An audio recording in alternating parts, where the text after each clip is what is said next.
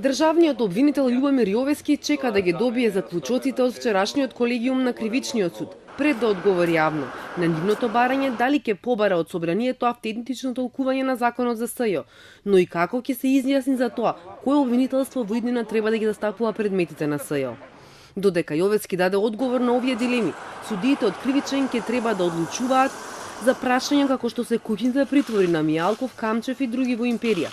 Од судот потенцираат дека секој судија самостојно ќе одлучува, што е итно, но и дали ќе го почитуваат мислењето на врховен или не.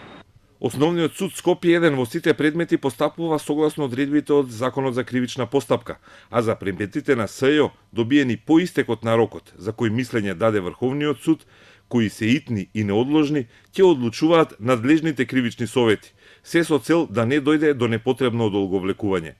Претседателот на собранието Талат Џафери во телефонски разговор за Телму веруваше дека автентичното толкување ќе го стави на пленарна седница во најкус временски рок.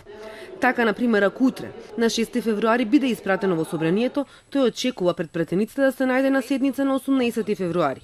Автентично толкување може да даде само собранието. Што сакал законодавецот да каже со законот, може да толкува само собранието што го донело законот, а не тој што го спроведува. И поранешната судика во Страсбург Маргарита Цаца Николовска и пензионираната врховна судика Вера Коцо сметаат дека Врховен не бил надлежен за ова прашање. Николовска потенцира: СЈО не е мртво, а правниот систем мора да најде начин овие предмети да добијат завршница. За 18 месеци ваква пасивност од сите страни е недозволена и она што е најважно, ако некој смета дека со ова начално мислење одредени лица ќе бидат ослободени од кривичната одговорност, тоа би било катастрофа за Македонија. Врховниот суд не е прв пат да се залета со вакво правно мислење кое не соодветствува на состојбата, вели Коцо. Ова правно мислење, кое што е толку штуро, без она што значи помош на судовите во примената на законите, го нема.